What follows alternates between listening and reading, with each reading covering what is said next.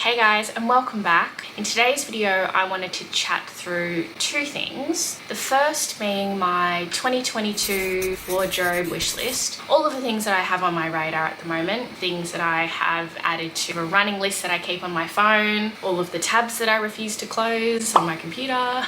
And I also wanted to touch on budgets.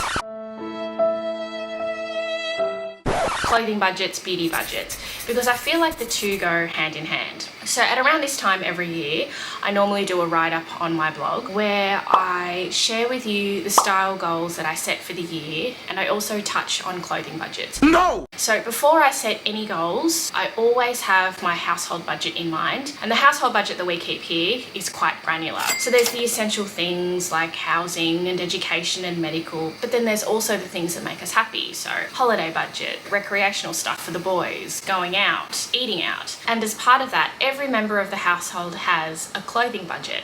Granted, my clothing budget is the biggest because I made a good case for it, but also my husband recognises that fashion is something that I'm interested in, that I love, and so it's apportioned accordingly. All of these things I factor in mind and they set the tone for the rest of the year. So the moral of the story is that we've found budgets have really worked for us in our household in terms of setting parameters and keeping us all happy. But if you've yet to go through the task of setting a clothing budget, then there's a lot of financial literature out there that gives you a bit of guidance. And the ranges that I've read of the percentage of your take-home pay that you should set aside is between 2% and 10%. But it's most commonly pitched at about 5%. So what does that mean in real terms? It means that if your take-home pay is $4,000 a month, then you would have $200 that you would set aside for clothing. If your take-home pay is $10,000 a month, then you would have $500 set aside for clothing. I sort of touch on these topics on my blog, and so I'll list some of those posts that I've written below, because I'm also of the view that when you do progress in your career and you become more senior, that the percentage of your take-home pay that you allocate to your wardrobe should actually decrease as you progress. But I'll link all that below just in case you're interested to have a read. And so that's quite a bit of context as to the foundation of how I set my style goals.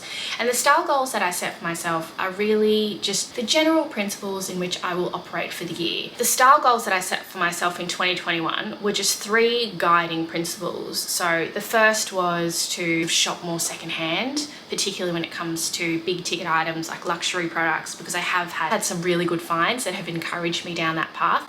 Of course, secondhand is its own beast, and I talk about that on the blog too, about how to sort of avoid getting scammed and whatnot. The second guiding principle is to consider my actual life, not my dream life, because I have found that when I buy things, I sometimes think of Virginia in her 20s, young, single, and ready to mingle.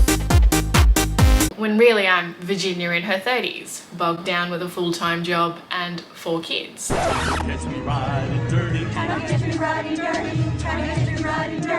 the last guiding principle that I had was to prioritize the key pieces and the key things that I like wearing in my wardrobe and really investing in those. And so again, linked below. Then in a sense, those style goals that I set for myself, and I haven't set any new ones this year because I'm pretty much just going to take the approach that I took last year. They then inform the way in which I approach the items that I add to my wish list. And the way in which I find this helps me is that these guiding principles, these parameters, these boundaries that I set for myself, they help me to maintain a considered approach when it comes to shopping. And that's not to say that I'm perfect, because in 2021, little Miss Rona was still creeping around, and I'm just gonna lay the blame squarely on her and my mental state. Okay, your girl did a little bit of emotional shopping, and some of the stuff was good, but some of the stuff didn't really align with the goals that I'd set for myself. So having those guidelines to be accountable for really makes me reflect on my behavior and gives me motivation to just do better. I'm sorry for ignoring you guiding principles and going a little bit nuts. Enough chat up, let me talk through my wish list. Now, I love watching these types of videos. I love hearing all of the things that people have on their radar and why. Wish lists chop and change. Mine chops and changes. Mine's like an ongoing wish list for the past few years. Sometimes I add things to my wish list based on other people's opinions. Sometimes I just check things off my wish list after not having a very good try-on experience in store. And so these are the current things that I have on my wish list, or things that would make me a whole person, ranging from clothing, beauty, and designer. Okay, let's get to it. As I go through the items on my wish list, you'll notice that there's a real theme. There's a lot of classic sort of investment pieces. And so while all these items appear on my wish list for the year, it doesn't ultimately mean that I will buy them all, because my budget provides that I can't buy them all. It just means that these are the pieces that I keep on my radar, particularly when I'm scouring the secondhand market, you know, at 3 a.m. after waking up to my 2-year-old screaming. That's the thing, I need to keep in mind that I'm buying for sleep-deprived Virginia, not young and free and single Virginia in her 20s without children. So let's go through all the designer pieces that I would love to add to my collection. The first piece that I'd love to add is a new wallet. So this is my current wallet. It's just a card holder from Saint Laurent.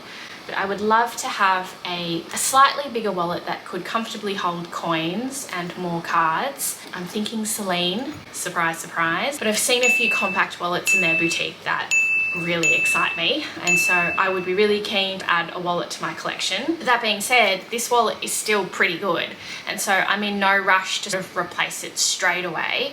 I think if I were to see one come up secondhand, or if I were to hit maybe a financial milestone or a career milestone, then I might treat myself. But that has been on my radar for the past couple of years. I'm just obviously taking my time with it because it's a want and not a need. So that's the first item. The second piece that I'd like to add is a new crossbody bag, also from Celine. Just let me have my Celine moment, and I promise I will branch out to other things in this video.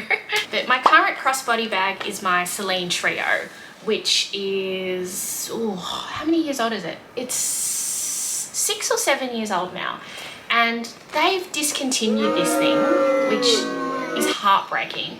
It's getting to a point now where it's getting really soft, and I'm a little bit worried that if I continue wearing it as often as I do, then it will break, and I don't want that to happen. I want to preserve it. So I sort of want another Celine bag in rotation, and the one that I have on my mind is the Celine Triomphe bag. Now, I've tried this on in store a few times now, and I really love how it looks. It's like a more bougie version of the Celine box bag, which is also on my wish list. Because of the logo clasp, it looks a little bit extra. Now, this thing is really pricey, and obviously that's the thing that makes me hesitant from walking into the store and just buying it, particularly when I've added other luxury items to my wardrobe in the last few months. I really do like how this bag looks. If anything, it's really quite different to the Trio bag that I have. It's really structured. It's made of like a smoother, shinier leather rather than this supple calf leather that the Trio is made of. And so I think that having the Triomphe bag would really give this bag a break, but it would also be a completely different look. The next bag that I have is the classic box bag. So this bag is so expensive new, so I think that I would only allow myself to buy it if I were to see a really good one on the pre-loved market in a colour that I really like. I'm thinking at the moment like a camely coloured classic box bag. That would be sort of my ideal. If you have one for sale, let me know, hit me up. The next bag that I have on my radar is the Loewe puzzle bag. Now, I've heard great things about this bag in terms of functionality and the leather quality, but I also think that it's a really beautiful bag. It's just got these beautiful sculptural shapes. I think that it's a beautiful design. Again, I think that the retail price is a little bit too high for me to entertain, and so I would be looking to the pre-loved market and finding my ideal bag there. Okay, so let's move on to luxury shoes and accessories. So the shoes that I have on my radar, the iconic classic designer shoes, are the Chanel two-tone pointed mules with the pearl stiletto heel. I think they look great. I would prefer if they didn't have the pearl on the stiletto because I feel like I would just wreck those in my first wear. Next pair of shoes that I have on my radar are a pair of the Hermes Oran sandals. I think these are a really beautifully classic summer shoe, incredibly overpriced. And you know, I've actually never set foot into an Hermes store ever, and so I probably need to do that to try them on to see whether or not they're actually comfortable. But yes, I think they're a really good looking shoe. And another pair of shoes that have been really high on my wish list for a really long time are a pair of the Manolo Blahnik Maysail mules. Now, I actually bought these earlier this week and I filmed a video unboxing them, so I will share my thoughts on those, so you'll have to watch to see how I feel about them. They had been on my wish list for a really long time, and I have popped into stores and tried them on multiple times. It's because that's just what I do. When it comes to designer accessories, I would really love to add a Burberry scarf to my wardrobe.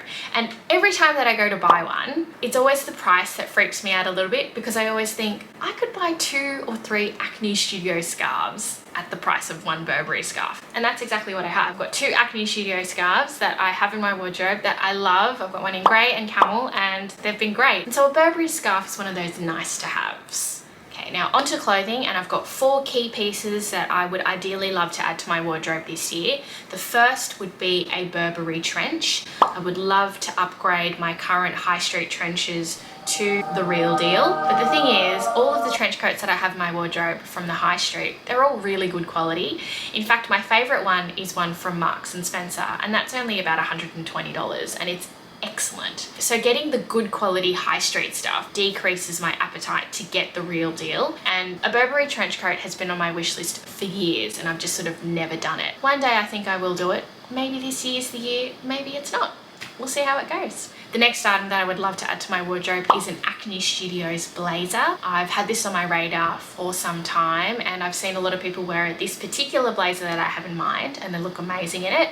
I've yet to try it on, and so I think once Omicron passes and it's safe to go to the shops, then I will pop into the boutique and try it on and work out my size and whether or not it would be a good addition to my wardrobe. And the third item that I'd love to add is a taupe coloured blazer. I'm really into neutrals at the moment, but I think browns are currently my favorite. There was this taupe coloured blazer from The Curated that I should have bought at the time, but I didn't. Then it sold out in my size, and I have forever been regretting not buying it. And I want one like that. I want either that one, sort of pre-loved, or a very similar one in the same sort of shade from another brand. I think that colour blazer in my wardrobe would complete me. And the last item in my clothing wish list is the Norma Kamali Diana dress. And this is a design that is quite a number of years old, but I think it has the potential of being quite flattering on my body shape. So I'm petite and I'm pear-shaped, and this is sort of like a one-shoulder ruched gown. I think ruching works really well on petites too, because you can sort of adjust it lengthwise and it doesn't look like you're swimming in a maxi dress that was intended to be a midi dress. So yeah, that's been on my radar.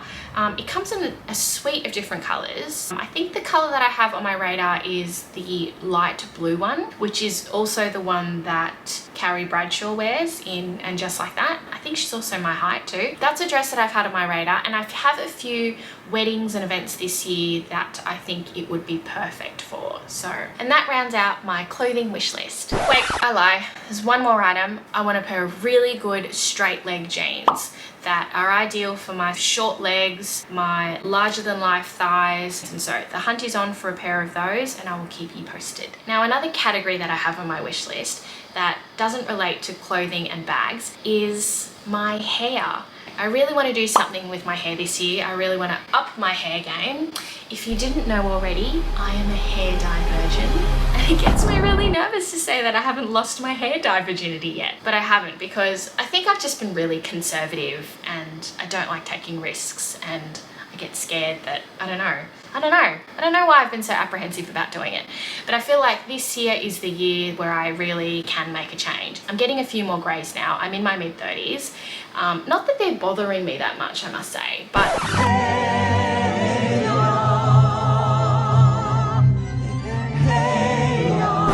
I think what's bothering me more is the fact that my hair isn't as healthy as it used to be. There's a little bit more frizz. My hair is also quite thick, and so I just want to get my hair into a better state this year. That's on my to-do list, my wish list, because I feel like there are no other lists in my life that I can include this in apart from this one. So this is where it will stay. So thank you so much if you made it this far, listening to me waffle about style goals and clothing budgets and frizzy hair.